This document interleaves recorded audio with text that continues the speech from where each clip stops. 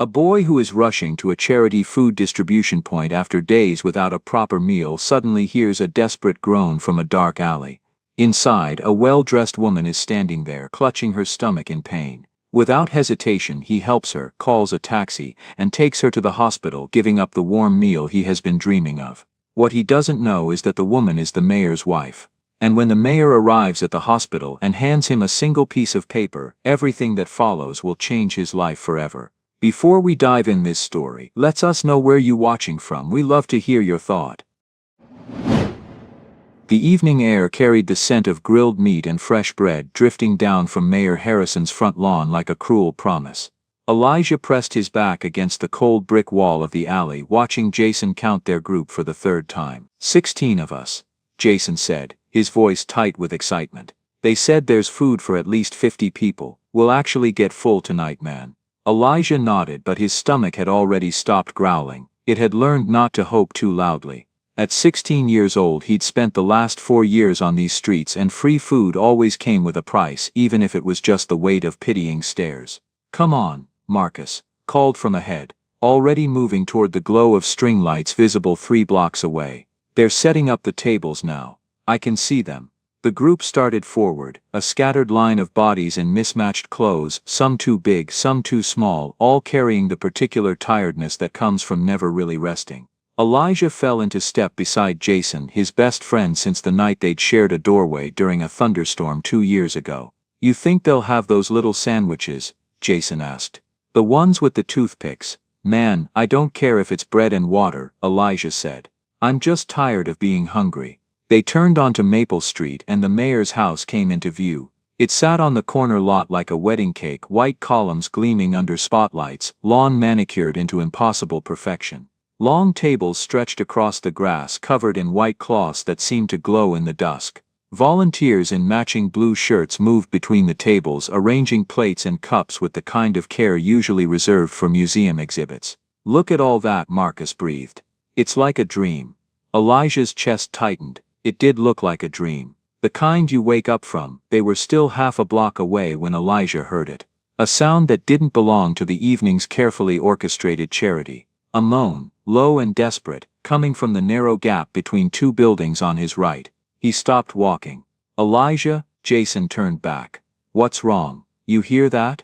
Jason listened, then shook his head. Hear what? Come on, man, they're already lining up. The sound came again, sharper this time. Elijah's feet moved before his brain caught up. He stepped into the gap between buildings, into shadows that the streetlights couldn't reach. She was there, pressed against the brick wall like she was trying to disappear into it. A woman, maybe 45, maybe 50, dressed in clothes that screamed money and power. A gray blazer perfectly pressed, a silk blouse, pearl earrings that caught what little light filtered in. But her face was twisted in agony, one arm wrapped around her stomach, the other hand braced against the wall to keep herself upright. Ma'am, Elijah's voice came out softer than he intended. Are you okay? Her head snapped up and for a moment he saw pure fear in her eyes. Not fear of him. Fear of being seen. Go away, she managed, but her voice cracked on the second word. Another wave of pain must have hit because she doubled over, a sound escaping her throat that was barely human. Elijah looked back toward the street. He could see his friends getting smaller in the distance, moving toward the lights and the food and the one good thing that had happened all month. His stomach cramped, empty and angry. He looked back at the woman. You need a hospital, he said. No, the word came out sharp, almost violent. No hospitals, no ambulances, no one can know. Ma'am, you're really hurt. I said no one can know. She tried to straighten up, tried to put command back in her voice, but another spasm hit and she sagged against the wall. When she spoke again, her voice was smaller, almost pleading. Please, just help me get to a taxi. Just get me there quietly. I'll pay you, whatever you want. Elijah's mind raced. The party was starting. Jason and the others were probably already in line. The smell of food seemed to intensify, mocking him from 3 blocks away. Please, the woman whispered again, and this time there were tears on her face. Elijah stepped forward and gently took her arm. Okay, I've got you. She leaned her weight against him and he nearly buckled. She was heavier than she looked, or maybe he was just that weak from hunger. They moved together toward the street, slow and awkward, her breathing ragged in his ear. "There's a taxi stand 2 blocks south," she managed between breaths. "Can you get me there?" "Yes, ma'am." They emerged onto the sidewalk and Elijah could see it all clearly now. The party in full swing, the line of people being served. Jason at the front, reaching for a plate piled high with food. The volunteers smiling their rehearsed smiles. Cameras flashing as the mayor himself appeared, shaking hands, posing for pictures with the grateful homeless. The woman in his arms moaned again and Elijah turned his back on all of it. The 2 blocks felt like 2 miles. She stumbled twice and each time Elijah caught her, held her up, whispered things he didn't even remember. "Almost there, you're doing good. Just a little more." When they reached the taxi stand, a yellow cab was idling at the curb. Elijah waved frantically, and the driver looked up from his phone. "St. Mary's Hospital," the woman gasped as Elijah helped her into the back seat. "Emergency entrance." The driver's eyes widened. "Lady, you need an ambulance." "I need you to drive," she said, and even in pain there was steel in her voice. Elijah started to close the door, but her hand shot out and grabbed his wrist. Her grip was surprisingly strong. "Come with me," she said. "Please, I don't want to be alone." He should have said no. He should have run back to the party, grabbed whatever scraps were left. But something in her eyes reminded him of the way his own mother used to look, in those last days before she'd gotten too sick to look at anything at all. "Okay," he heard himself say, and he climbed in beside her. The taxi pulled away from the curb, and through the rear window, Elijah watched the string lights of the mayor's lawn party grow smaller and smaller until they were just a warm glow in the distance, unreachable as stars. In the back seat, the woman cried, not from pain this time, though Elijah could tell that was still there, radiating from her in waves. These were different tears, quieter, more broken. "I'm sorry," she whispered, though Elijah wasn't sure who she was apologizing to. "I'm so sorry. I'm not supposed to be weak. I can't be weak. He says I can't ever be weak." Elijah didn't know what to say to that, so he just sat there, this strange woman's pain filling the space between them, and watched the city lights blur past the window. Mary's Hospital appeared too quickly, and not quickly enough. The driver pulled up to the emergency entrance, and Elijah helped the woman out, supporting her weight as they pushed through the automatic doors. The emergency room was half empty, fluorescent lights buzzing overhead like dying insects. A nurse at the intake desk looked up, her expression shifting from bored to alarmed in half a second. "I need help," the woman managed. "Please." The nurse stood quickly, but then she froze. Her eyes went wide, recognition flooding her face. "Mrs. Harrison." The woman, Margaret Harrison, wife of the mayor, closed her eyes as if hearing her own name caused physical pain. "Please," she said again, quieter this time. "Can we be discreet?" The nurse hesitated for just a moment, then nodded. "Of course, let me get a wheelchair." Things moved quickly after that. A wheelchair appeared. Then a doctor. Then Margaret was being rolled away through double doors that swung shut behind her with a soft pneumatic hiss. Elijah stood in the middle of the waiting room, suddenly aware of how out of place he was. His clothes were dirty. He probably smelled. A security guard by the door was already watching him with narrowed eyes. But before he could decide whether to leave, a different nurse appeared. "Are you the young man who brought Mrs. Harrison in?" "Yes, ma'am. She's asking for you. She says she wants you to stay until she's stable." Elijah blinked. "She wants me to stay." "That's what she said." The nurse studied him for a moment, her expression softening. "There's a vending machine down that hall. You look like you could use something to eat." She pressed a $5 bill into his hand before he could protest, then disappeared back through the double doors. Elijah stood there, holding the money, feeling its weight like an accusation. $5. Enough for chips and a soda, not even close to what he'd missed at the party. He walked to the vending machine anyway, bought a bag of pretzels and a bottle of water, and sat down in one of the plastic chairs to wait. Hours passed. The waiting room filled and emptied, filled and emptied. A man with a broken arm, a child with a fever, an old woman who couldn't stop coughing. Elijah watched them all come and go, each one called back behind those double doors, each one eventually emerging, better or worse but at least moving forward. It was nearly midnight when the nurse came back out. "She's stable now," she said. "Resting. She wanted me to tell you thank you, and to give you this." She handed him $40 in cash. Elijah stared at the bills.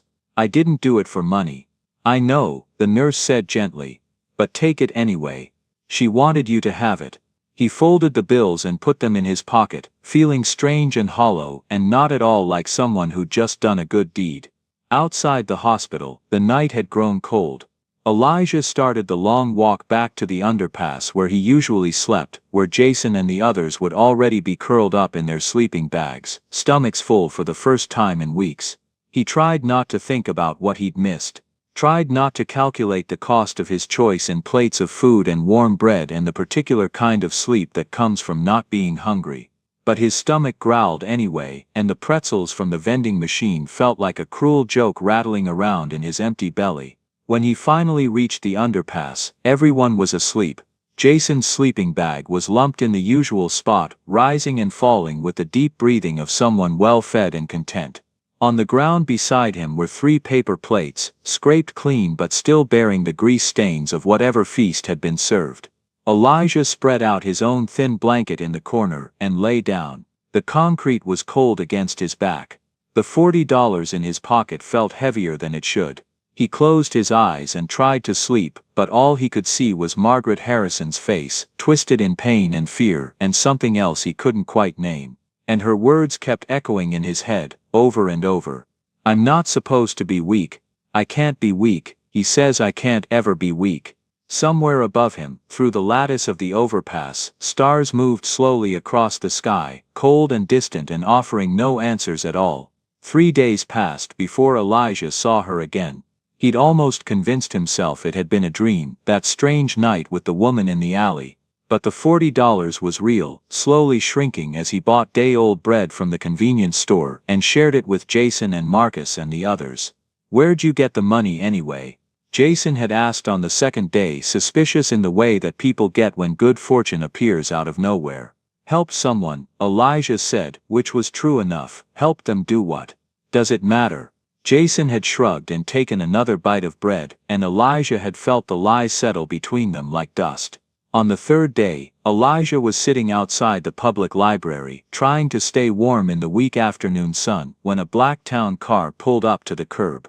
The back window rolled down and there she was. Margaret Harrison looked different in daylight. Smaller somehow.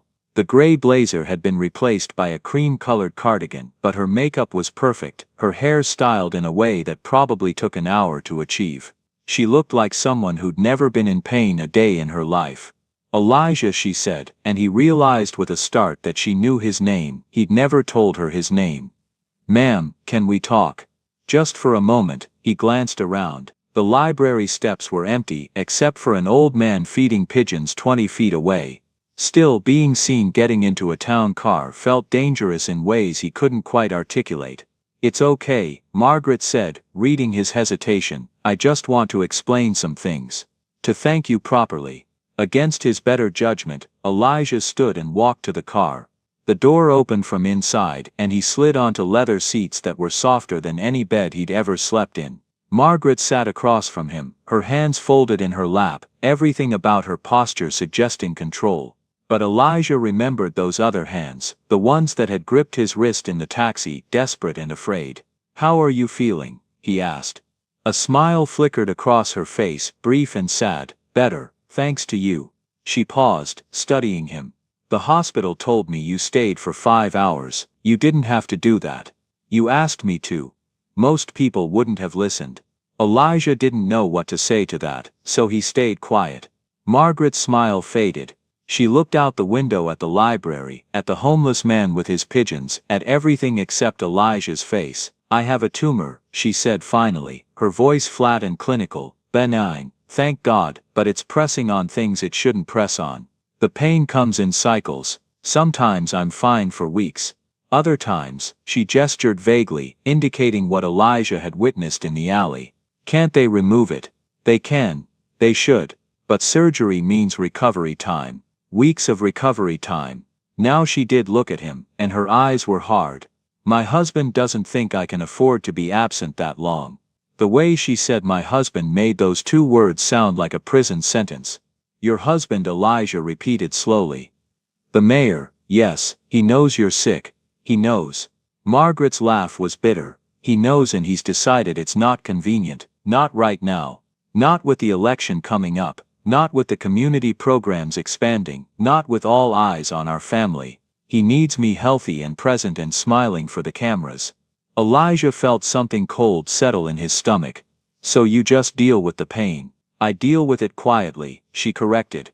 That's the important part. Quietly, no fuss, no ambulances, no dramatic hospital visits that might raise questions. She looked down at her hands.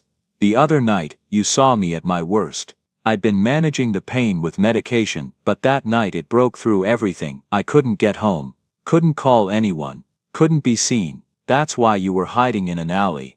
That's why I was hiding in an alley. She met his eyes again. And that's why I'm so grateful you were there. Most people would have just walked past. Most people were at the party, Elijah said, letting just a hint of edge creep into his voice. Margaret winced. I know you missed it. That's actually part of why I wanted to talk to you. She reached into her purse and pulled out an envelope. This is $500. I want you to have it. Elijah stared at the envelope, like it might bite him. Ma'am, I can't, please.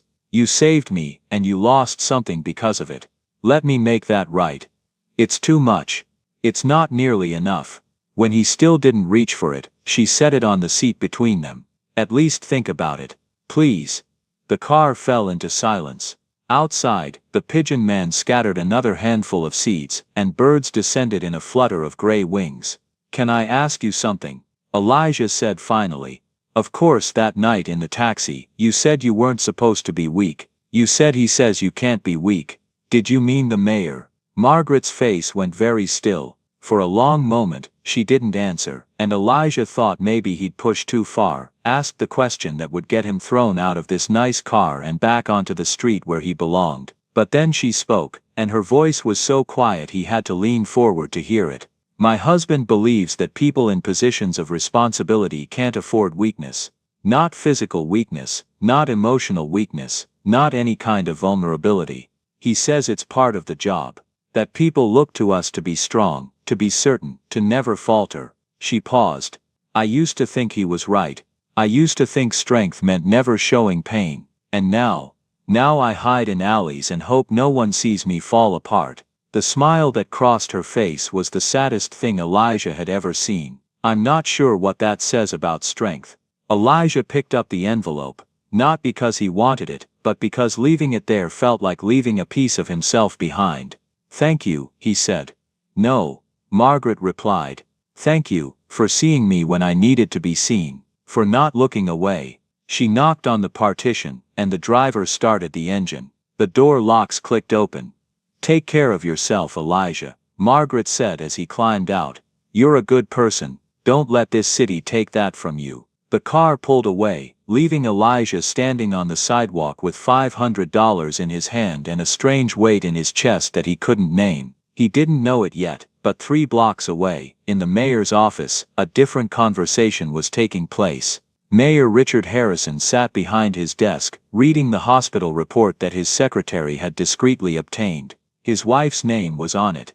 And below that, in the notes section, a brief description of the young man who'd brought her in. Black male, approximately 16 years old, homeless based on appearance, stayed until patient was stable. Richard Harrison leaned back in his leather chair and steepled his fingers, thinking. He'd spent 20 years in politics, and if there was one thing he'd learned, it was that every person had a use. Every situation could be turned to advantage. His wife's little episode had been unfortunate, yes, but perhaps it didn't have to be a complete waste. A homeless teenager who helped a woman in need, who missed a charity dinner to make sure she got to the hospital, who stayed for hours without asking for anything in return. That was a story. That was a narrative, and narratives, properly controlled, were more valuable than gold. Richard picked up his phone and dialed his communications director. Sarah, I need you to look into something for me. There's a young man, first name Elijah, probably hangs around the downtown area. He glanced at the report again. I want to know everything about him. Who his friends are, where he sleeps, what he does with his time. And Sarah, do it quietly. I don't want him spooked. He hung up and turned his chair to face the window, looking out over the city he'd governed for 8 years. Somewhere out there, Elijah was probably spending that $500, thinking he'd gotten lucky, thinking his good deed had been rewarded. Richard Harrison smiled. The boy had no idea how useful he was about to become. The letter arrived 1 week later, slipped under the tarp that served as Elijah's makeshift tent under the overpass. He woke to find it there, a cream-colored envelope with his name written in elegant script across the front. Just his first name. No address. Someone had hand-delivered it while he slept, which should have frightened him more than it did. Jason was already awake, boiling water for instant coffee over a small camping stove he'd traded for last month. "You got mail," Jason said, nodding toward the envelope. "Fancy." Elijah sat up, every muscle in his body protesting the night spent on concrete. He picked up the envelope carefully, half expecting it to disappear like smoke. Inside was a single sheet of paper, the same cream color as the envelope, and a message written in the same elegant hand. "Dear Elijah, I hope this letter finds you well. I've been thinking about our conversation, and I realize I may have left you with the wrong impression. The money was a thank you, nothing more, but I'd like to offer you something more substantial if you're interested. The Mercy House Community Center is a program I oversee. We provide housing, job training, and educational support for young people in difficult situations. I believe you would be an excellent candidate for the program. If you're interested, please come to the address below tomorrow at 2 p.m. No pressure, no obligation, just an opportunity. Sincerely, Margaret Harrison." Below that was an address in the north part of the city, the part where the streets had trees and the buildings didn't have bars on the windows. "What is it?" Jason asked, trying to sound casual but failing. "A job thing, maybe." Elijah folded the letter and put it back in the envelope. "Probably nothing. Let me see." Elijah hesitated, then handed it over. Jason read it quickly, his expression shifting from curiosity to something harder. "Mercy House," he said. "I've heard of that place. It's legit. They actually help people." He looked up at Elijah. "How do you know Margaret Harrison?" "I helped her with something." "What kind of something gets you a personal invitation to a city program?" "The kind where I helped her when she needed help, and now she wants to return the favor. That's it." Jason stared at him for a long moment, then handed back the letter. "You're gonna go, right?" "I don't know. Maybe." "Maybe." Jason's voice rose. "Man, this is a way out. An actual way out. You'd be crazy not to go. What about you? What about Marcus and everyone else? What about us? We'll manage. We always do." But Jason's voice had gone flat, and Elijah knew that tone. It was the voice his friend used when he was lying to himself. "I'll think about it," Elijah said, and the conversation died there. But he was already thinking about it. All day, through the hours spent sitting outside the convenience store hoping for spare change, through the shared dinner of canned soup and stale crackers, through the endless empty evening when time moved like cold honey. He was thinking about a bed, a real bed, about learning something that might lead to a job that might lead to a life that looked different from this. At 1:55 p.m. the next day, Elijah stood in front of Mercy House Community Center. It was a renovated 3-story building, brick painted clean white, with wide windows that let in so much light it seemed to glow from within. A sign by the door read, "Everyone deserves a second chance." Elijah almost turned around 3 times before his hand finally pushed open the door. Inside, the lobby was bright and warm. Bulletin boards covered one wall displaying notices about GED classes, job interviews, counseling services. A young woman sat at the front desk, and when she saw Elijah, she smiled. "You must be Elijah. Mrs. Harrison is expecting you." She led him down a hallway that smelled like fresh paint and hope, stopping at a door marked Director. She knocked twice. "Come in," Margaret's voice called. The office was smaller than Elijah had expected, but comfortable. Margaret sat behind a simple wooden desk, and when she saw him, genuine warmth crossed her face. "Elijah, thank you for coming." She gestured to the chair across from her. "Please, sit." He sat, feeling like an imposter in his worn-out jeans and jacket that had been through too many winters. Margaret folded her hands on the desk, and for a moment Elijah saw the careful control from the town car. But then she seemed to make a decision, and her posture relaxed slightly. "I'm going to be honest with you," she said. "I want to help you because you helped me, but there's more to it than that." She paused, choosing her words carefully. "My husband knows about you." Elijah felt his stomach drop. "How?" The hospital keeps records. He has access to those records. She held up a hand before Elijah could panic. He doesn't know details. He doesn't know about my tumor, or why I was really there. He just knows that a young man brought me in, and that the young man was you. Is that bad? I'm not sure yet, Margaret admitted. Richard sees opportunity in everything. He's already talking about expanding the youth outreach programs, about finding success stories to highlight. And he's mentioned you. Me, but he doesn't even know me. That's what worries me. Margaret leaned forward, her voice dropping. My husband is very good at using people. He'll frame it as helping, as giving you a chance, but there's always an angle, always something he wants in return.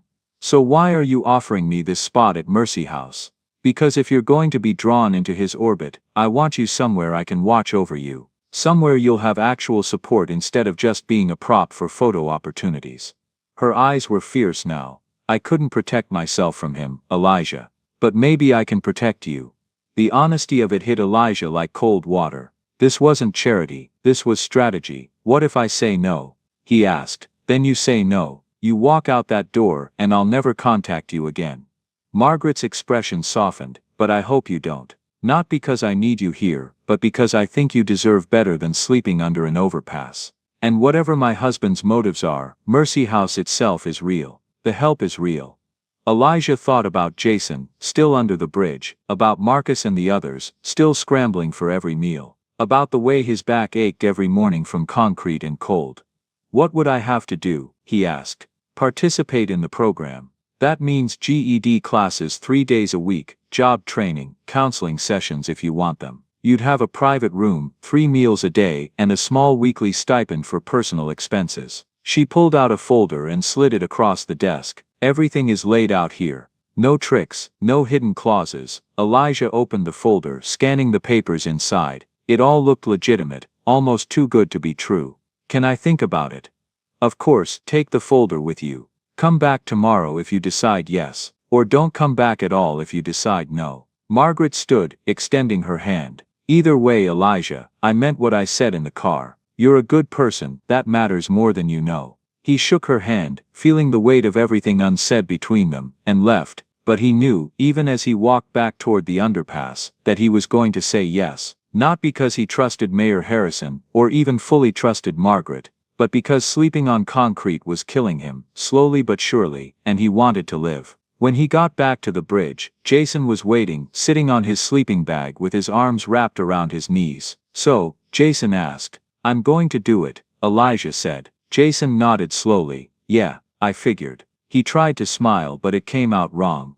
That's good, man. Really good. But Elijah could hear the thing Jason wasn't saying, could feel the distance already forming between them, like ice spreading across a winter pond.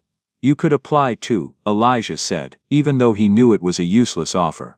They have openings. Yeah, maybe, Jason said, but they both knew he wouldn't. That night, Elijah lay awake long after everyone else had fallen asleep, listening to the traffic overhead and thinking about the choice he'd made. He didn't know yet that 3 days from now, his picture would be in the newspaper. That the headline would read, From Streets to Success, Mayor's Youth Program Gives Teen a Second Chance. He didn't know that Jason would see that article and feel something cold and bitter take root in his chest. He didn't know that Mayor Richard Harrison was already writing the speech he'd give, the one where he'd stand next to Elijah and talk about compassion and opportunity and the American dream, and every word would be true, except for the parts that mattered. All Elijah knew was that tomorrow he'd have a bed, and tonight, that was enough. 2 weeks into the program, Elijah barely recognized his own reflection. The face staring back from the bathroom mirror looked cleaner, healthier, almost like someone else. Regular meals had put color back in his cheeks. Sleep on an actual mattress had erased the shadows under his eyes. Even his posture had changed. No longer hunched against weather and threat.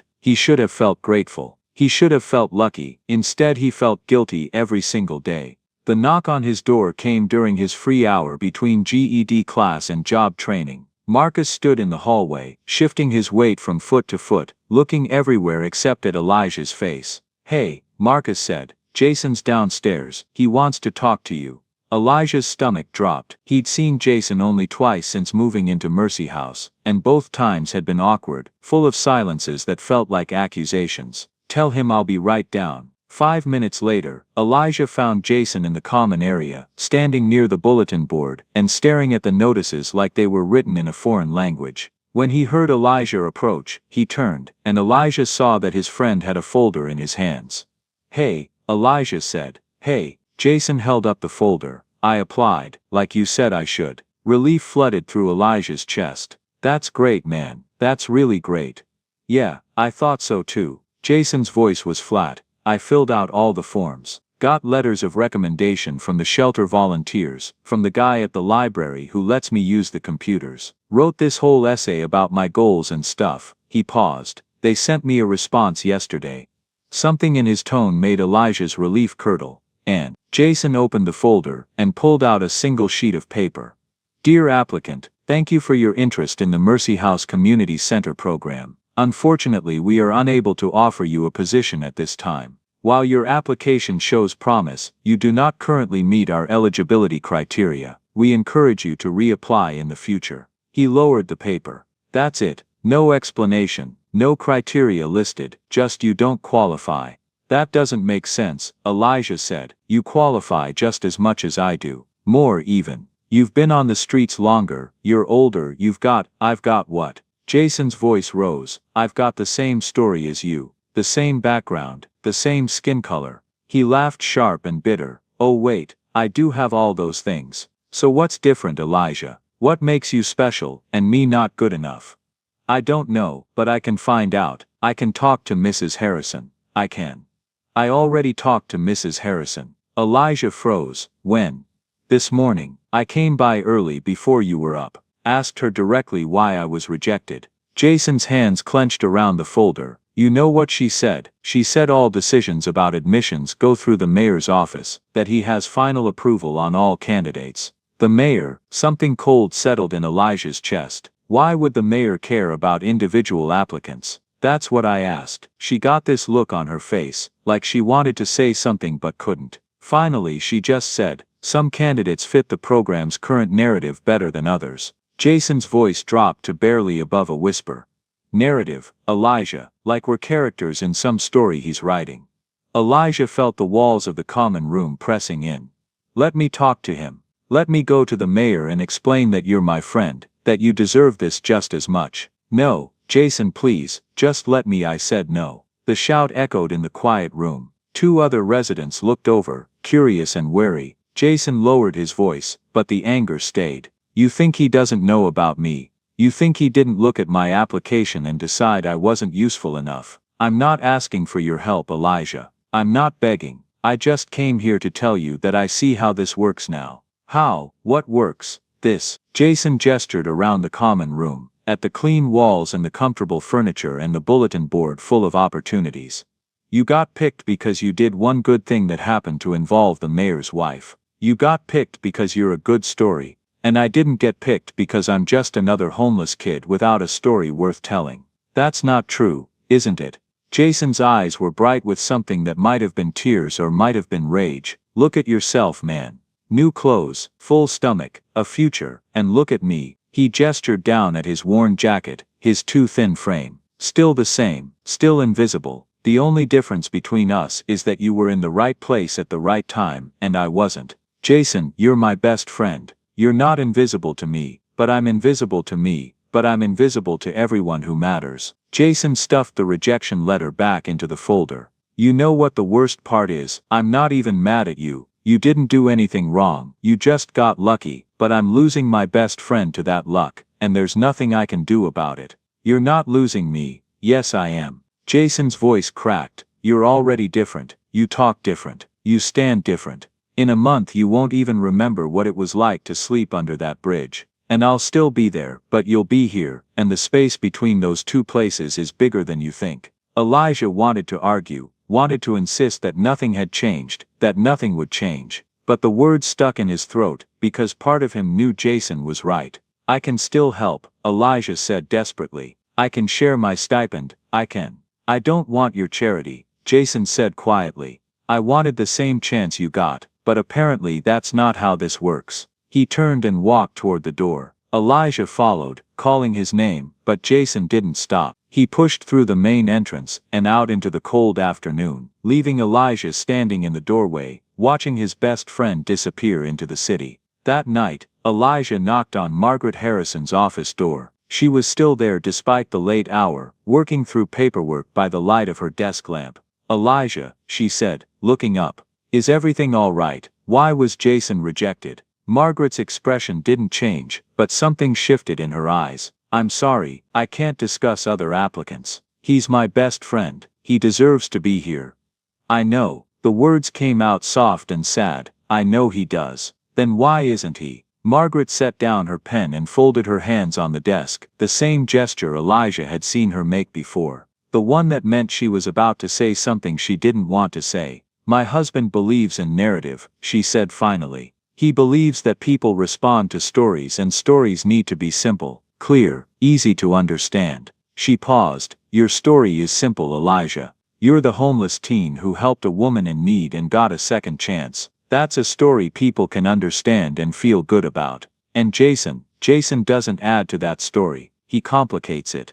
If we bring in your friend, suddenly the narrative isn't about you being special. It's about us helping multiple people, which is less impactful, less personal." Margaret's voice was bitter now.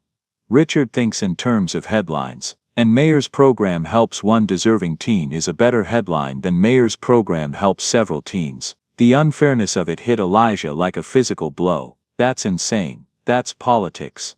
Can't you override him? This is your program. It's my program in name only. The funding comes through the city, the building is city property, and every major decision requires Richard's approval." She met Elijah's eyes. "I'm sorry, I truly am. But my hands are tied." Elijah felt something break inside him. "So I'm just supposed to be grateful? Supposed to accept that I got lucky and Jason didn't?" "No," Margaret said quietly. "You're supposed to understand that the system is broken, and being angry about it is the only sane response." She stood up and walked to the window, looking out at the city lights. "But Elijah, if you leave this program, if you give up your spot, it won't go to Jason. Richard will just find someone else to fit his narrative. Your sacrifice won't help your friend. It'll just leave both of you with nothing." The truth of it settled over Elijah like ash. He was trapped, not by bars or locks, but by the weight of opportunity and the guilt of having it when others didn't.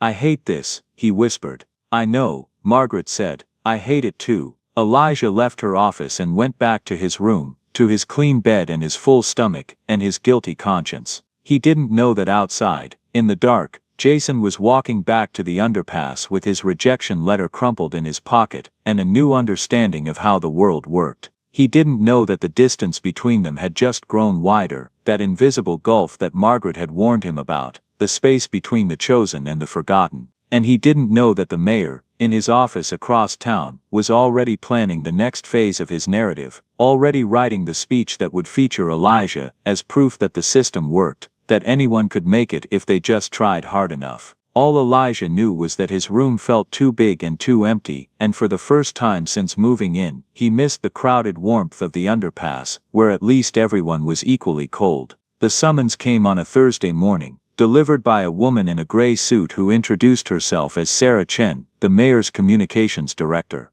"Mayor Harrison would like to meet with you," she said, standing in the doorway of Elijah's room with a clipboard and a smile that didn't quite reach her eyes. "Tomorrow at 10 a.m. His office at City Hall." Elijah's stomach twisted. What for? Just a conversation, nothing to worry about. The smile widened but stayed cold. "Please wear something nice, we want you to make a good impression." The next morning, Elijah stood in front of his closet, staring at the 3 button-down shirts the program had provided. He chose the blue one, fingers fumbling with buttons that suddenly felt too small and too complicated. Margaret found him in the hallway before he left. "Elijah, wait." She looked tired, dark circles under her eyes that makeup couldn't quite hide. "Before you go, I need to tell you something." "What?" She glanced around, making sure they were alone. "Whatever he asks you to do, remember that you can say no, you don't owe him anything." "Mrs. Harrison, I don't understand." "You will." She gripped his arm gently. "Just remember, you can always say no." City Hall was a monument to power, all marble columns, and echoing halls and portraits of dead politicians staring down with stern expressions. Sarah Chen met Elijah at the security desk and escorted him through metal detectors and past guards who looked through him like he was made of glass. The mayor's office was on the top floor, behind double doors made of dark wood that probably cost more than Elijah would make in his entire life. Sarah knocked twice, then opened the door. "Mr. Mayor, Elijah is here." "Excellent, send him in." Richard Harrison stood behind a massive desk, silhouetted against floor-to-ceiling windows that framed the city like a painting. He was younger than Elijah had expected, maybe 50, with silver temples and the kind of smile that had been focus-grouped into existence. "Elijah," he came around the desk with his hand extended. "Finally we meet properly. Please sit." Elijah shook his hand and sat in one of the leather chairs facing the desk. Sarah Chen remained standing by the door, her clipboard ready. "I've wanted to thank you personally," the mayor said, settling back behind his desk. "What you did for my wife was remarkable. True compassion, true character. It's rare to see that these days, especially in someone so young." "I just helped someone who needed help, sir. And that's exactly what makes you special." Richard leaned forward, his expression warm and sincere in a way that felt rehearsed. "Do you know what I see when I look at you, Elijah?" "No, sir. I see proof. Proof that the programs we're funding work. Proof that giving people a chance can change lives. Proof that this city cares about all its citizens, not just the privileged ones." He paused. "I see a story that people need to hear." The word story made Elijah's skin crawl. He remembered Jason's voice, like we're characters in some story he's writing. "I'm not sure I understand, sir. Let me be direct." Richard stood and walked to the windows, hands clasped behind his back. "In 2 weeks we're holding a press conference. A big one, national media. The topic is youth homelessness, and the programs we're implementing to address it. I want you to speak at that conference." Elijah felt his mouth go dry. "Speak? About what? About your journey? About being homeless? About helping Margaret? About finding hope through Mercy House?" Richard turned back to face him. "About how this city gave you a second chance, and how you're using it to build a better future." "I don't know if I can." "Of course you can." The warmth in Richard's voice had a steel edge now. "Sarah has prepared some talking points, nothing complicated. Just your story, told in a way that resonates with people." Sarah stepped forward and handed Elijah a folder. He opened it and found 3 typed pages, single-spaced, filled with words that were supposedly his. "I was lost before I found Mercy House. I had given up hope. But Mayor Harrison and his team showed me that no one is forgotten in this city.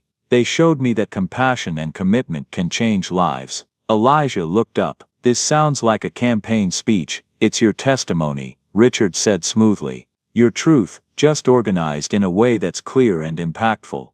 "But I didn't say any of this. Not yet. But you will." Richard sat on the edge of his desk, casual now, almost friendly. "Elijah, let me be frank. You're at Mercy House because I approved your application. That program runs on city funding which I control. The building, the staff, the food you eat, the classes you take, all of it exists because I decided it should exist." The temperature in the room seemed to drop 10 degrees. "Are you saying if I don't do this I'll lose my spot?" Elijah asked, his voice barely above a whisper. "I'm saying that being part of this program means being part of its mission, and part of that mission is showing the public what we're accomplishing." Richard's smile was back, but it felt predatory now. "I'm not asking you to lie, Elijah. I'm asking you to share your story in a way that helps us help more people like you." Elijah looked down at the script in his hands. "More people like you, except they wouldn't help more people. They'd help the people who fit the narrative and leave the others behind. Leave Jason behind." "What if I say no?" he asked. Sarah Chen's pen stopped moving. Richard's smile froze in place. "That would be disappointing," the mayor said quietly. "Very disappointing. It would suggest that perhaps you're not as committed to the program as we thought. That perhaps you're not the right fit after all. You'd kick me out. I'd reassess your participation." Richard's voice was gentle but the threat was clear. "Elijah, I'm trying to build something good here. Something that helps people. But good programs need public support. And public support comes from good stories. Your story could inspire donations, could inspire other cities to create similar programs. You'd be helping so many people. People like Jason," Elijah thought. "Except you won't help Jason because he doesn't fit the story." "Can I think about it?" Elijah asked. Of course. Richard stood, indicating the meeting was over. "Take the script with you, practice it. Get comfortable with it. Sarah will be in touch about the press conference details. He extended his hand again. I know you'll make the right decision.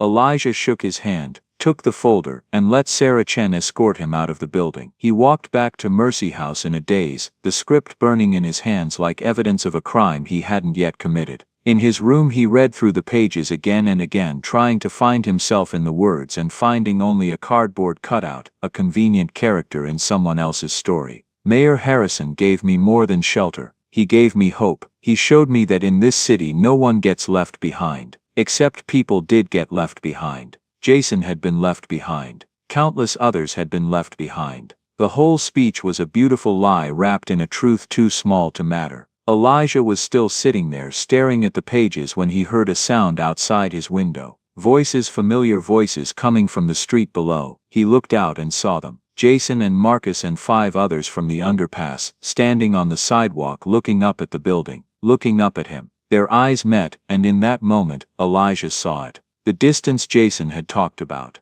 The gulf between the chosen and the forgotten. It was real, and it was growing wider every day. Jason didn't wave, didn't smile, just looked at Elijah like he was already a stranger, already on the other side of an invisible line. Then Jason turned and walked away, and the others followed, and Elijah was left standing at his window in his clean room with his full stomach and his scripted speech, feeling more alone than he'd ever felt sleeping under a bridge. He didn't know that Jason had come there hoping to see his friend, hoping maybe things could still be fixed. He didn't know that Marcus had tried to talk Jason out of coming, knowing it would only hurt worse. He didn't know that when Jason had looked up and seen Elijah framed in that window looking down at them from his warm room, something inside Jason had finally broken. The last piece of hope that maybe Elijah was still one of them, still understood what it meant to be hungry and cold and invisible. All Elijah knew was that the script in his hands felt like a confession he hadn't written, and the press conference loomed ahead like a cliff he was being pushed toward, step by step, with no way to turn back. The next few days passed in a strange fog. Elijah went to his classes, ate his meals, followed the schedule, but his mind was elsewhere. Every time he closed his eyes he saw Jason's face looking up from the street. Every time he opened the folder with the script, his hands started shaking. He practiced the words in his room late at night, whispering them to the darkness. I was lost before Mayor Harrison's programs found me. I was hopeless before this city showed me compassion. Each time he spoke them, they felt more like lies. On the 3rd night, unable to sleep, Elijah slipped out of Mercy House after curfew. He knew he wasn't supposed to leave the building after 9 p.m., knew it was against the rules, but the walls felt like they were closing in and he needed air that didn't taste like obligation. The city was different at night, quieter, more honest somehow. The daytime pretense stripped away, leaving only the truth of concrete and shadow and the people who lived in the margins. He found himself walking toward the underpass without consciously deciding to go there. His feet knew the way, muscle memory from months of making this journey back when he belonged there. But when he arrived, the space under the bridge was empty. No sleeping bags, no camping stove, no Marcus telling stories. No Jason sitting with his back against the concrete, reading whatever book he'd managed to scavenge. Just emptiness, and the echo of cars overhead. They moved. Elijah spun around. An old woman sat on a bench 20 feet away, wrapped in blankets despite the relatively mild night. He recognized her vaguely, one of the regulars who'd been around the area for years. Moved where? He asked. Down by the rail yard. Cops cleared them out of here 2 nights ago. Said there'd been complaints. She studied him in the dim light. You're that boy, the one who got into the program. Yeah. Your friends talk about you sometimes. When they think I'm not listening, she pulled the blankets tighter. They miss you, but they're mad at you too. Complicated thing, missing someone and being angry at them at the same time. Elijah felt something crack in his chest. Did they say anything else? The one named Jason, he says you're not the same person anymore. Says you've got different eyes now. Eyes that look down instead of across. She paused. I told him that's not fair, that you didn't ask for any of this. But he's hurt. Hurt makes people unfair sometimes. Elijah thanked her and walked away, heading toward the rail yard, even though part of him knew it was a mistake. He found them huddled around a fire in an oil drum, burning scraps of wood and cardboard. There were maybe a dozen people there now, the original group plus a few new faces, all of them drawn to the temporary warmth. Jason saw him first. His whole body went rigid. "What are you doing here?" Jason's voice was flat, empty of everything except a kind of tired anger. "I wanted to see you, to talk." "About what?" "About how nice your new room is, about your 3 meals a day." Jason stood up, and the others fell silent, watching. "Or maybe you want to talk about your upcoming press conference." "Yeah, we heard about that." Word travels. Elijah felt his stomach drop. "How did you?" "People talk, man. People who work in City Hall, people who clean the buildings, people nobody pays attention to. They talk, and we listen." Jason stepped closer, the firelight making harsh shadows across his face. "So is it true? Are you really going to stand up there and tell everyone how great the mayor is, how he saved you?"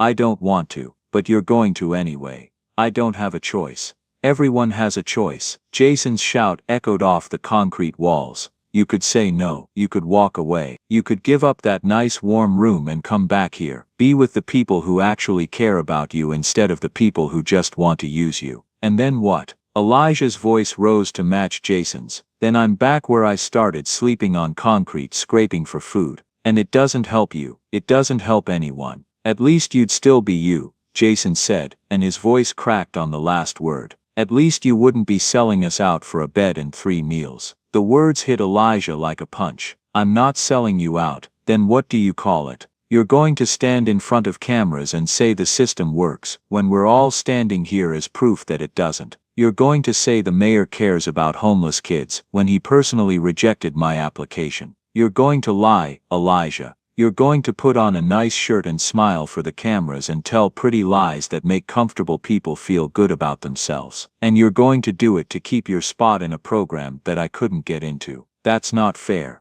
None of this is fair." Jason's hands were shaking now. "That's the whole point. It's not fair that you got chosen and I didn't. It's not fair that helping one person meant you got a future and I'm still here. It's not fair that the mayor gets to decide which one of us is worth saving based on which one of us has a better story." His voice dropped to barely above a whisper. "But you going along with it, pretending it makes sense, pretending it's okay, that's the part that hurts the most." Elijah opened his mouth but no words came, because Jason was right, about all of it. Marcus stood up from where he'd been sitting by the fire. "Maybe you should go, Elijah." "Marcus, please, you made your choice when you took that room." Marcus said, not unkindly but firm. "You can't have both. You can't be one of us and one of them at the same time. It doesn't work that way." The others were all looking at him now, and in their eyes, Elijah saw it. Not hatred, something worse, disappointment, and beneath that a kind of grief, like they were already mourning someone who hadn't quite died yet. Elijah backed away slowly and no one tried to stop him. He walked out of the rail yard into the night, feeling like a ghost in his own life. He walked for hours, not going anywhere in particular, just moving because stopping meant thinking and thinking meant facing what he'd become. It was nearly 2 a.m. when he found himself sitting on a bench in a small park, staring at nothing. That's where Margaret found him. She was wearing a long coat over pajamas, her hair pulled back in a simple ponytail. No makeup, looking more human than he'd ever seen her. "Sarah called me," she said, sitting down on the bench beside him. "Said you'd left the building. I've been driving around looking for you." "How did you know I'd be here?" "I didn't, I just kept looking." She was quiet for a moment. "You went to see them, didn't you? Your friends from before?" Elijah nodded, not trusting his voice. "And they hate you now?" "Yeah." Margaret pulled her coat tighter around herself. "I know what that's like, being hated for choices you didn't really want to make." She paused. "Can I tell you something? Something I've never told anyone." "Okay, 7 years ago I had a son, Daniel. He was 9 years old, bright and funny and full of life. He died in a car accident." Her voice was steady but Elijah could hear the cracks in it. "I wanted to fall apart. I wanted to scream and cry and stay in bed for months. But Richard wouldn't let me. He said we had responsibilities. He said people were counting on us. He said I needed to be strong." "I'm sorry," Elijah whispered. "I went back to work 3 days after the funeral. I smiled for cameras. I attended events. I did everything he asked me to do, because I thought that's what strength looked like. That's what he told me strength looked like." She turned to look at Elijah, and in the dim park light, he could see tears on her face. But it wasn't strength. It was cowardice. "I was afraid to feel my own grief because feeling it meant admitting how much I'd lost. So I buried it. I buried my son and my grief and any part of myself that might have been real. And for 7 years I've lived like that.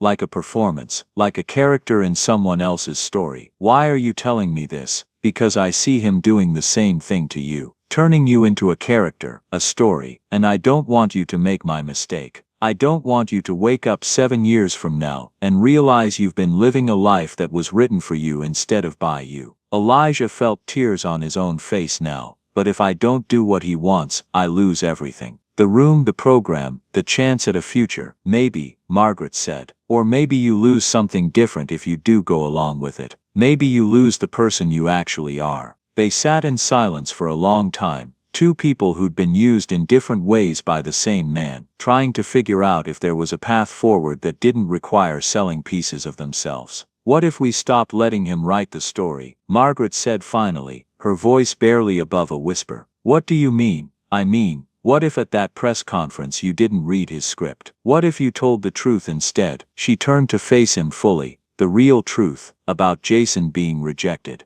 about the program only taking people who fit the narrative, about all of it. Elijah's heart started racing. He'd destroy me, he'd kick me out, he'd make sure I never got another chance. He'd lose his narrative, his perfect story, his proof that the system works. Margaret's eyes were bright now, alive in a way he'd never seen. And I'd stand with you. I'd tell them about the tumor, about being forced to work through chronic pain, about losing my son and not being allowed to grieve, about 7 years of being controlled and silenced. Mrs. Harrison, you can't. He's your husband. You'd lose everything. I already lost everything that mattered. She gripped his hand. But maybe we can stop him from doing this to other people. Maybe we can expose what he really is before he finds another kid to exploit. Another story to manipulate. I'm scared, Elijah admitted. Me too. Margaret smiled, sad and fierce at the same time. But I'm more scared of living like this for another 7 years. Aren't you? Elijah thought about Jason's face in the firelight, about Marcus and the others, watching him walk away, about the script in his folder full of words that turned his life into propaganda. Yeah, he said, yeah, I am. They didn't make a formal plan, didn't write anything down or rehearse what they'd say. They just sat on that park bench until dawn started to lighten the sky. Two people who'd been invisible in different ways, deciding that maybe being seen for who they really were was worth whatever it would cost. When Margaret drove Elijah back to Mercy House, they didn't say goodbye. They didn't need to. They both knew what was coming. In 2 weeks there would be a press conference. National media, cameras and microphones, and Mayor Richard Harrison's perfect opportunity to showcase his compassion. And Elijah and Margaret were going to burn it all down. The press conference was scheduled for 10 a.m. on a Wednesday, in the main hall of City Hall. The room could hold 200 people and every seat was filled. Elijah stood backstage, watching through a gap in the curtains as journalists set up cameras and checked microphones. National news networks, local stations, print reporters with their recorders ready. This wasn't just a city event anymore. Mayor Harrison had made sure of that. Sarah Chen appeared beside him, clipboard in hand, her usual cold smile in place. You ready? She asked. Elijah's throat was so dry he could barely swallow. The script was in his jacket pocket, 3 pages folded and refolded so many times, the creases were starting to tear. He'd read it 100 times, memorized every word. He wasn't going to say any of them. Yeah, he managed. I'm ready. Good. Remember, stick to the script. The mayor will introduce you, you'll share your story, and then there'll be a few questions from approved journalists. Simple. She checked something on her clipboard. Mrs. Harrison will be in the audience. The mayor thought it would be nice, since you helped her that night. A full circle moment. Elijah's heart was pounding so hard he thought it might break through his ribs. Where is the mayor now? Green room, going over his remarks. Sarah glanced at her watch. We start in 10 minutes. Don't go anywhere. She walked away, leaving Elijah alone with his fear and his choice. He slipped through a side door and found a bathroom, locked himself in a stall and tried to breathe. His hands were shaking so badly he could barely get his phone out of his pocket. He'd bought the cheapest prepaid phone he could find with part of his stipend, specifically for this. One number programmed into it. Jason's phone, the one Marcus sometimes borrowed. He typed out a message. Press conference starts in 10 minutes. City Hall main room. Live stream on city website. Watch it, please. He hit send and closed his eyes. In the green room, Richard Harrison adjusted his tie in the mirror, practicing his smile. Perfect, warm, trustworthy. The smile that had won him 2 elections and would win him a 3rd. Today was going to be a triumph. He could feel it. The story was perfect. The homeless kid who'd shown compassion, who'd been given a chance, who was now thriving. Proof that his programs worked. Proof that he cared. Proof that the city was heading in the right direction under his leadership. And the best part, the kid was so grateful, so eager to please, that he'd read every word of that script without question. Richard had seen it in Elijah's eyes during their meeting. The fear, the need to hold on to what he'd been given. That fear was leverage, and Richard knew exactly how to use it. In the audience, Margaret Harrison sat in the 3rd row, hands folded in her lap, looking every inch the mayor's wife. Hair perfect, makeup flawless, the gray blazer that made her look competent and approachable at the same time. No one could see her heart hammering. No one could see the tremor in her hands that she was fighting to control. Beside her, a journalist from the Times leaned over. "Must be proud, having your husband do this kind of work." "Yes," Margaret said, her voice steady. "Very proud." Liar, she thought. 7 years of being a liar. But not today, not anymore. Sarah Chen stepped onto the stage and the room fell quiet. Camera lights blazed on. "Good morning, everyone. Thank you for being here. It's my pleasure to introduce Mayor Richard Harrison." Applause filled the room as Richard walked out, waving, that perfect smile in place. He stood behind the podium, waited for the applause to die down and began. "Thank you all for being here today. You know, when I first ran for mayor 8 years ago, I made a promise to this city. I promised that no one would be forgotten, that every life would matter, that we would build a community where compassion wasn't just a word but an action." He was good. Even Margaret had to admit that. His voice had exactly the right amount of passion and sincerity. The audience was already leaning forward, engaged. "Today I want to tell you a story about that promise in action. About a young man named Elijah, who at 16 years old was living on the streets, sleeping under an overpass, struggling to survive." Backstage, Elijah listened to his own life being narrated, simplified, turned into a fairy tale. But Elijah had something special. He had character. He had heart. When he saw someone in need, a woman in pain, he didn't look away. He didn't keep walking. He helped. He made sure she got to a hospital safely. He stayed with her, a complete stranger, for hours, expecting nothing in return. The audience murmured, moved by the story. Some were already wiping their eyes. "That woman was my wife, Margaret, and that act of kindness changed Elijah's life. Because it showed us, what this young man was capable of. It showed us that he deserved a chance, so we gave him one." Through our Mercy House program, Elijah now has a home, an education, a future, and today he's here to share his story with you. Ladies and gentlemen, please welcome Elijah Monroe. The applause was thunderous. Elijah walked onto the stage, and the lights hit him like a wall. Hundreds of faces, cameras, the weight of expectations. He could see Margaret in the 3rd row, sitting perfectly still, her eyes locked on his. He could also see, on the side monitor showing the live stream, a counter ticking up. 7,000 viewers, 8,000, 9,000. Somewhere in this city Jason was watching. Marcus was watching. All of them were watching. Elijah stepped up to the podium. The microphone was too high, and Richard adjusted it, putting his hand on Elijah's shoulder in a gesture that looked paternal but felt like a claim of ownership. "Take your time," Richard whispered, his smile never wavering. "You've got this." Then he stepped back, and Elijah was alone at the podium, the script burning in his pocket, and 200 people waiting for him to speak. He pulled out the folded pages, smoothed them on the podium, looked down at the first line.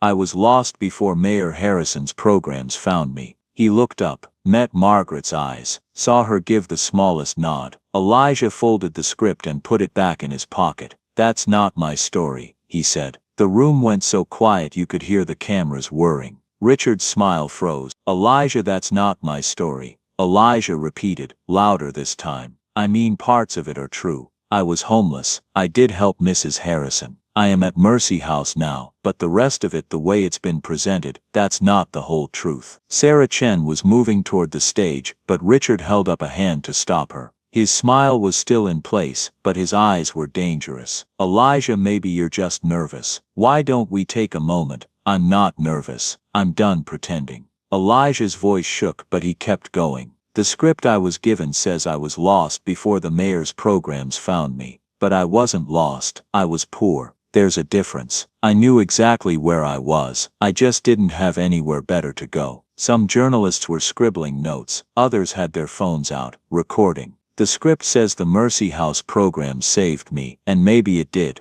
but it only saved me. My best friend Jason applied to the same program. He has the same background I do. He's been homeless longer, he's just as deserving. But he was rejected. Richard's smile was cracking now. Every program has limited spots. We can't help everyone. You can't help everyone, or you won't help everyone who doesn't fit your story. Elijah's anger was building now, burning through his fear. Jason didn't get rejected because the program was full. He got rejected because he didn't add to the narrative. Because Mayor helps multiple homeless teens isn't as good a headline as Mayor saves one special kid. The room erupted, journalists shouting questions, cameras flashing, Richard trying to regain control, but his microphone wasn't on, and Elijah's was. "I'm not special," Elijah said, his voice cutting through the chaos. "I'm not more deserving than Jason, or Marcus, or any of the dozens of people still sleeping under that overpass that got cleared out to make the city look better for cameras like these. I'm just lucky. Lucky that I happened to help someone who happened to be married to the mayor. Lucky that my story could be used. That's not inspiration.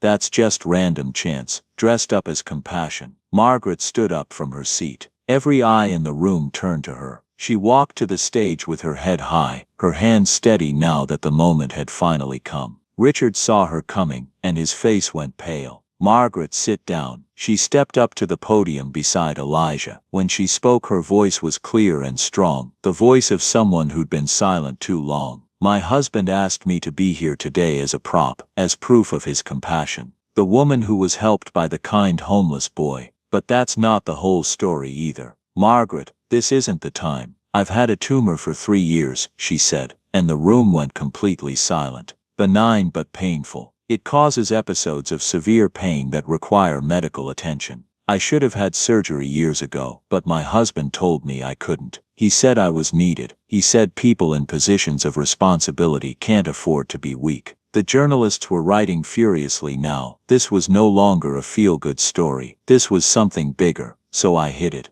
I managed the pain in secret, and the night Elijah found me, I'd been hiding in an alley because I couldn't let anyone see me hurting. Because weakness wasn't allowed, because my husband had convinced me that my pain mattered less than his image. Richard's face was red now, anger and panic fighting for control. "You're sick. You don't know what you're saying." "I'm not sick, I'm tired." Margaret's voice cracked but didn't break. "I'm tired of being used, tired of watching him use other people. We had a son, Daniel. He died 7 years ago, and I wasn't allowed to grieve. I wasn't allowed to fall apart, because it might hurt the campaign, might hurt the image." Some of the journalists had tears in their eyes. The cameras kept rolling. "So when I see my husband doing the same thing to Elijah, turning this boy's life into a campaign ad, into proof that the system works when the system is clearly broken, I can't stay silent anymore. I won't." She turned to Elijah, and her eyes were full of something that looked like relief. "Tell them the rest," she said. "Tell them everything." So Elijah did. He told them about the script he'd been given, about being threatened with losing his spot if he didn't perform, about the other applicants who'd been rejected for not fitting the narrative, about the charity dinner he'd missed to help Margaret, and how that one choice had been turned into proof that he was more deserving than others who'd made different choices or no choice at all. He told them about the rail yard where his friends now slept, about Marcus and the others who were still invisible, about Jason who'd looked up at his window and seen not a friend anymore, but someone on the other side of an unbridgeable distance. "The system isn't working," Elijah said. "It's just working for some people and not others, and the mayor gets to decide who's worth saving based on who has a story he can use. That's not compassion. That's exploitation with good PR." The room was chaos now. Richard had abandoned the stage. Sarah Chen was on her phone, probably calling security, but the cameras were still rolling, and the truth was already out there, spreading through the city like wildfire. In a basement apartment across town, Jason sat on a borrowed couch, staring at his phone screen with tears streaming down his face. Marcus was beside him along with 6 others from the rail yard, all of them crowded around the small screen watching Elijah destroy his own future to tell their truth. "He did it," Jason whispered. "He actually did it." On screen Elijah was being escorted off the stage by security, but he was smiling, and Margaret was smiling too, even as her husband screamed at her, even as their marriage visibly shattered in front of 200 witnesses. They were smiling because they were finally free. The live stream ended, but the damage was done. Within an hour the footage was on every news site in the country. By evening it was trending worldwide. Mayor exposed using homeless teen for political gain. Wife of mayor reveals years of abuse. Joins homeless teen in explosive press conference. Youth program revealed as PR stunt, not actual help. That night Elijah sat in a coffee shop 3 blocks from City Hall, his few belongings in a backpack, officially homeless again. His phone, the cheap prepaid one, buzzed with a text. "Jason, where are you?" Elijah sent him the address. 20 minutes later Jason walked through the door. They stared at each other for a long moment, all the hurt and distance and anger of the past few weeks hanging between them. Then Jason sat down. "You're an idiot," he said. "Yeah, you had everything. A room, a future, and you threw it away." "Yeah, for what?" "To make a point, to tell the truth," Elijah said quietly. "And because you were right about all of it. I was becoming someone I didn't recognize. Someone who'd rather have a comfortable lie than an uncomfortable truth." Jason was quiet for a long time, then he slid something across the table, an envelope. "What's this?" "Open it." Inside was a letter. Official letterhead from Mercy House Community Center, but the signature at the bottom wasn't Richard Harrison's. It was Margaret's. "Dear Jason, your application has been approved. Welcome to Mercy House. Margaret Harrison, director." She sent it an hour after the press conference, Jason said, his voice thick. Along with letters for Marcus and 6 others, all approved. Elijah felt something loosen in his chest, something that had been tight and painful for weeks. "She kept her word," he said. "Yeah." Jason looked at him. "Question is, will I what?" "Keep your word. That you're still you, that you didn't lose yourself in all this." Jason paused. "Because I got my letter, but they sent you one too." He slid a second envelope across the table. Elijah opened it with shaking hands. "Dear Elijah, you are hereby reinstated to the Mercy House program effective immediately. What you did today took more courage than I've seen in years. I'd be honored to have you back, but only if you want to come back. Only if you can do it as yourself, not as anyone's story. The choice is yours. Margaret Harrison." Elijah looked up at Jason, then down at the letter, then back at his best friend. "Together?" he asked. Jason's smile was the first real one Elijah had seen from him in months. "Together," he agreed. And for the first time since this whole thing started, Elijah felt like maybe, just maybe, there was a way forward that didn't require him to choose between survival and soul. The investigation began 3 days after the press conference. Federal and state authorities launched concurrent reviews into the city's youth programs, specifically how funding was allocated and how candidates were selected. The media coverage was relentless. Every news outlet wanted a piece of the story. The mayor who'd built his reputation on compassion, exposed as a manipulator who'd used vulnerable people as props. Richard Harrison resigned on day 5. He had no choice. The city council was already drafting articles of impeachment, and donors were pulling funding from every campaign account. In his resignation speech, he claimed the allegations were exaggerated, that he'd always acted in good faith, that this was a political witch hunt. No one believed him. Margaret filed for divorce on day 6. She also filed a restraining order. The documents included detailed accounts of emotional abuse, of being controlled and silenced, of years spent as a performance rather than a person. By day 10, Richard Harrison was no longer mayor, no longer married, and facing a grand jury investigation into misuse of city funds. And Margaret Harrison was free. Elijah watched it all unfold from his room at Mercy House. A different room this time, smaller, on the 2nd floor instead of the 3rd. Jason had the room next door. Marcus was down the hall. In total, 8 new people had been admitted in the week following the press conference, all of them people who'd been previously rejected. The program was different now. Margaret ran it personally, no interference from City Hall. The funding had initially been frozen during the investigation, but donations from private citizens had poured in after the press conference, enough to keep the doors open for at least 2 years. People want to help when they know the help is real. Margaret had said during the first House meeting, when it's not just theater, Elijah was sitting in the common room working on his GED homework when Sarah Chen appeared in the doorway. He hadn't seen her since the press conference, and for a moment he tensed, waiting for some kind of confrontation. But she just stood there, looking tired and smaller somehow, like someone had let the air out of her. "Can I talk to you?" she asked.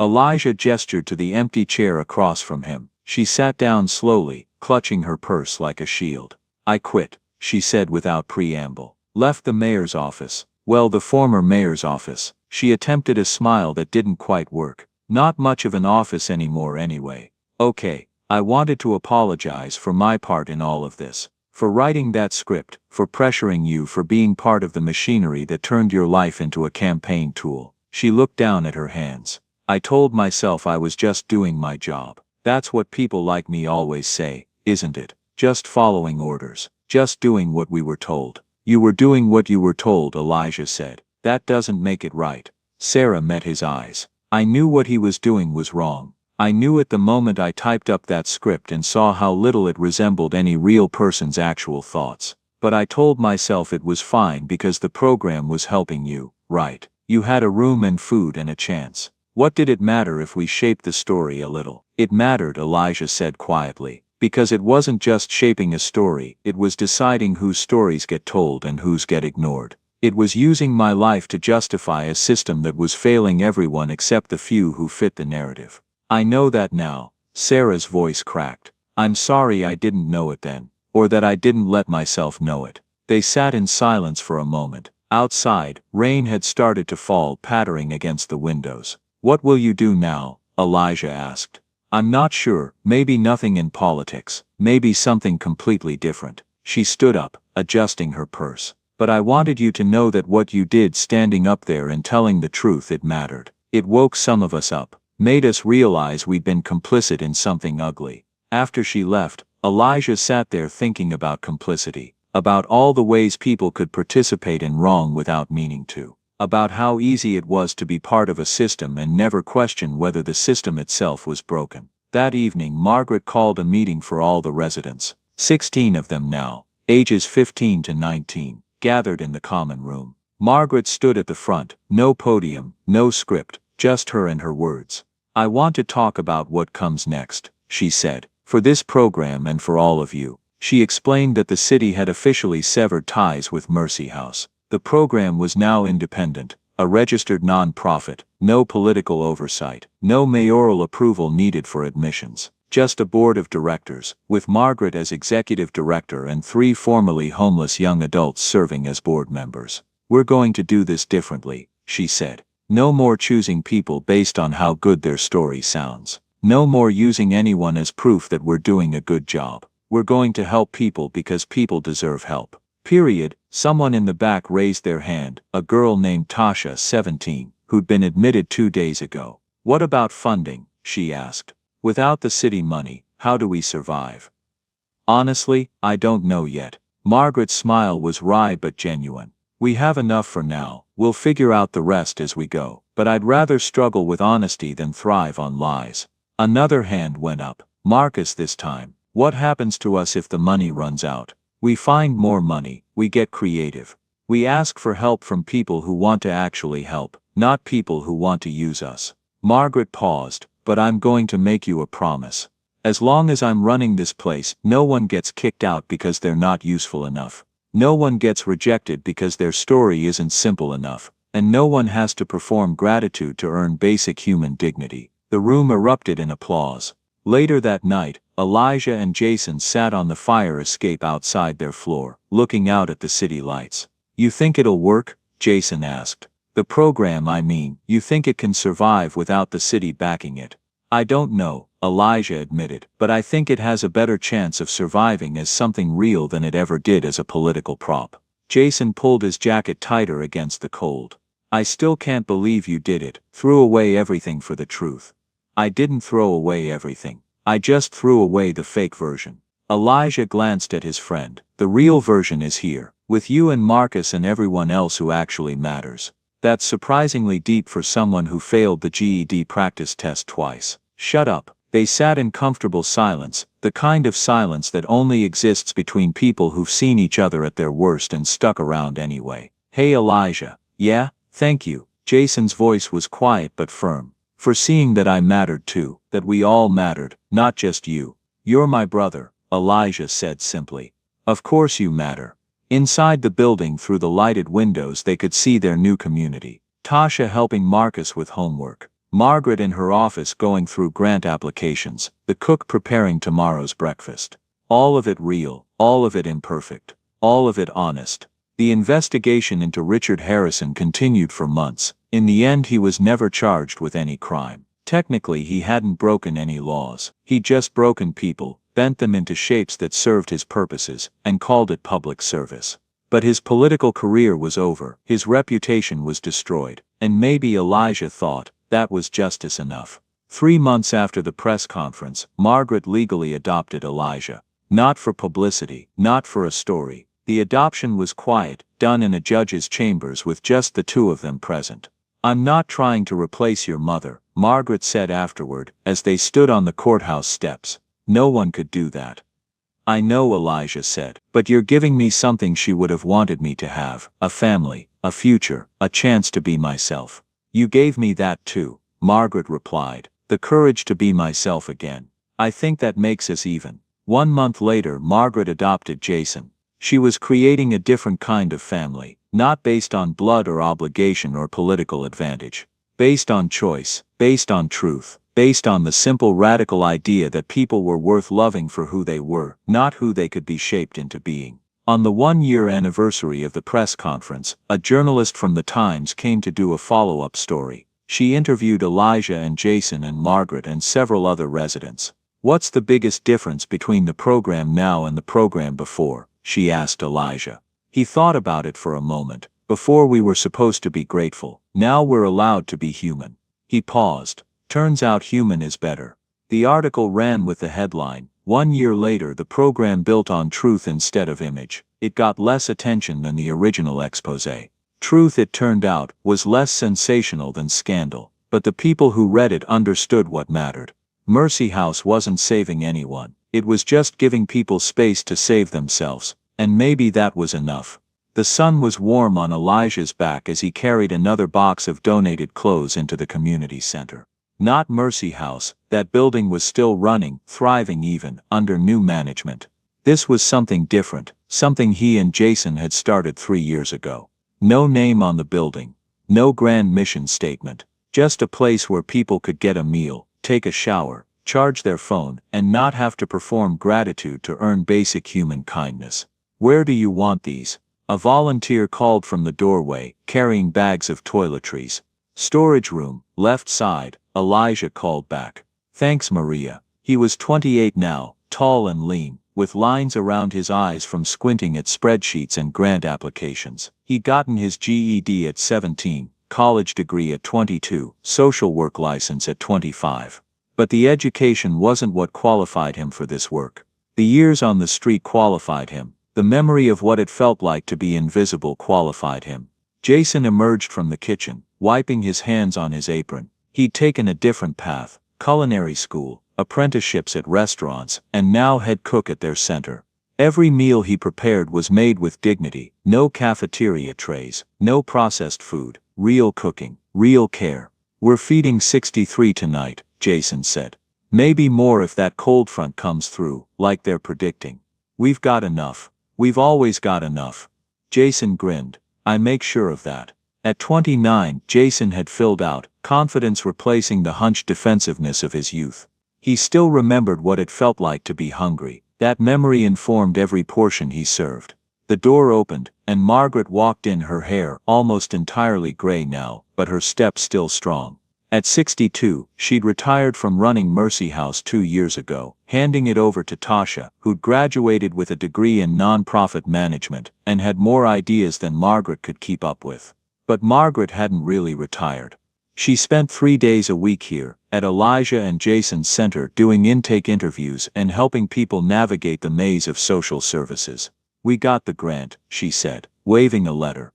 "The one from the Colson Foundation, $50,000 for the year." Elijah let out a breath he'd been holding for weeks. That'll cover the lease and then some. Which means you can stop looking so worried all the time. Margaret squeezed his shoulder. Have a little faith. We've been doing this long enough to know it works. It works because we work at it, Elijah countered, but he was smiling. They'd learned over the years that running an honest program was harder than running a political one. No photo ops meant less attention, no inspiring speeches meant less funding, but the people they helped stayed helped. The changes were real, and somehow that made the constant struggle worth it. Evening came, and people began arriving for dinner. No sign-in sheets, no questions about why they needed help, just food, served with dignity, and the offer of other services if wanted. Elijah watched from the doorway as Jason moved through the serving line, chatting with everyone, remembering names, asking about their day. He watched Maria, the volunteer, help an elderly man find a jacket that fit. Watched Margaret sit with a young woman who was crying, just listening, just being present. No cameras, no press releases, no narrative about heroes and victims. Just people helping people because it needed to be done. You're thinking too loud, a voice said behind him. Elijah turned to find Marcus, now 31, wearing a suit that marked him as someone with a day job and responsibilities. He worked as a paralegal now, helping with housing rights cases, but every Friday, he came here to volunteer. Just thinking about how different this is, Elijah said. From how it was, Marcus nodded. Yeah, better I think. Quieter, more real, less impressive to look at though. Depends on who's looking. Marcus gestured toward the room. To them this is pretty damn impressive. Hot food, clean clothes, someone who treats them like they matter. He paused. That's what was missing before, you know. At all those fancy programs with their press conferences and their narratives, they never treated us like we already mattered. They treated us like we'd matter once they fixed us. And we weren't broken, Elijah said quietly. Just hungry and cold and tired. Marcus smiled. Still are, some of us, but at least now we can get a meal without having to audition for it. The dinner wound down around 8 p.m. Volunteers cleaned up, guests filtered out into the night, some to shelters, some to apartments, some to cars or doorways or the warm grates outside office buildings. Elijah watched them go, knowing he couldn't save them all, knowing that wasn't even the point. The point was witnessing, seeing people who the world worked very hard to keep invisible, offering kindness without conditions, building something that lasted because it was true, not because it looked good. Before locking up, Elijah walked through the empty dining room one last time, checking that everything was secure for the night. On one of the tables, someone had left a note written on a napkin. Thank you for treating me like a person. You have no idea what that means. Elijah folded the napkin carefully and put it in his pocket. He had dozens like it at home, kept in a box, read whenever the work felt too hard or the funding too uncertain. Outside, Jason was waiting by the car, smoking a cigarette he was supposedly trying to quit. Ready to go? He asked. Yeah, they drove in comfortable silence, the city lights sliding past the windows. At a red light, Jason spoke. You ever think about how different our lives could have been? If you just read that script. If we'd played along. Sometimes, Elijah admitted, all the time. Jason took a drag from his cigarette. I probably would have hated you for years, and you probably would have been successful and miserable, living someone else's life. Instead we're just poor and honest. Poor is relative, Jason said. I'm not sleeping under a bridge. I'm not scraping for food. That makes me richer than I used to be. The light turned green, and he accelerated. Besides, honest is underrated. People don't appreciate it until they've lived with lies. At home, a small apartment they shared with Marcus, because rent in the city was criminal. Elijah made tea while Jason started on tomorrow's meal prep. This was their routine: work all day, cook all night, sleep when they could. Margaret called around 10, like she did most nights, just checking in. They talked for a few minutes about the grant money, about a woman she'd helped get into transitional housing, about the little victories that kept them going. How are you? Elijah asked, because someone had to ask her that question too. Tired, happy, both at once.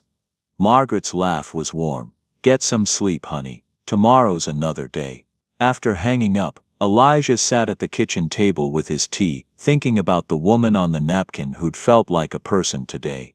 About Jason in the next room, chopping vegetables for people he'd never meet but would feed anyway. About Margaret, who'd lost a son and a marriage and a comfortable life, but had found something that mattered more. About all the people who'd been helped quietly, without fanfare, without speeches about their worth or their potential, or their inspiring journey. Just helped, just seen, just treated like they mattered. Outside, the city hummed with its million stories, most of them invisible to anyone who didn't look closely. But Elijah and Jason, and Margaret and Marcus, and all the others who'd been invisible once, they knew how to look. They knew which stories needed telling, even when no cameras were rolling.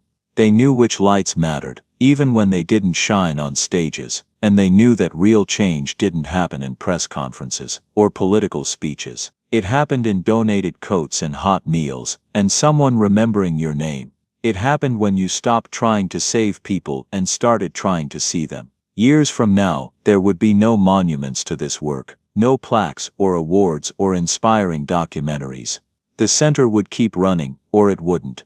The people would keep coming, or they wouldn't.